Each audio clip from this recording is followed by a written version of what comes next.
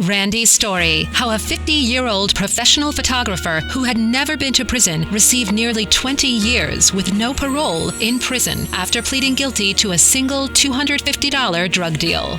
Step by step, we will take you through how the government took a case without evidence of a single drug deal and coerced an indictment waiver and guilty plea to a single $250 drug deal, only to exploit a legal loophole at sentencing that allowed the government to use uncharged conduct and uncharged crimes. More than 50 additional drug deals and related activities that Randy was never charged with to inflate his sentence from 18 months to nearly 20 years in federal prison with no parole. This allowed the government to crush with nearly 2 decades in federal prison a 50-year-old photographer who had never been to prison and pleaded guilty to a petty drug deal.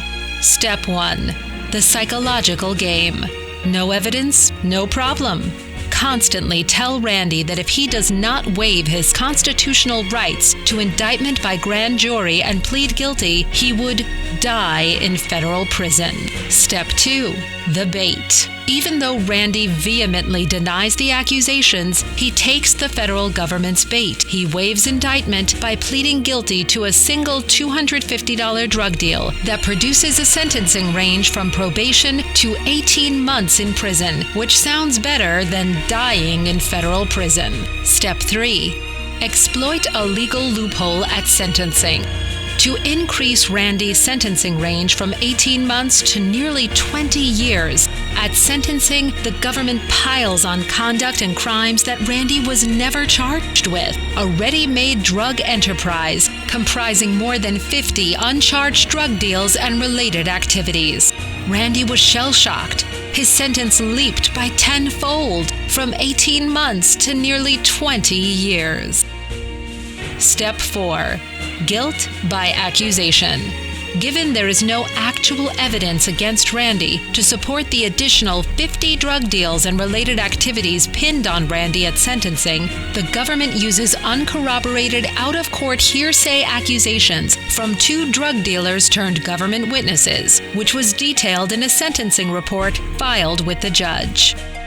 Step 5. Manufacturing evidence of guilt and burying evidence of innocence. Since most of the accusations in the report proved unreliable or blatantly false upon investigation, every word, statement, or other evidence that undermine the accusations are omitted. That is, if there is evidence that a government witness lied, it is simply not reported in the sentencing report, no matter how overwhelming, because it undercuts the government's one-sided narrative. Step 6. The carrot.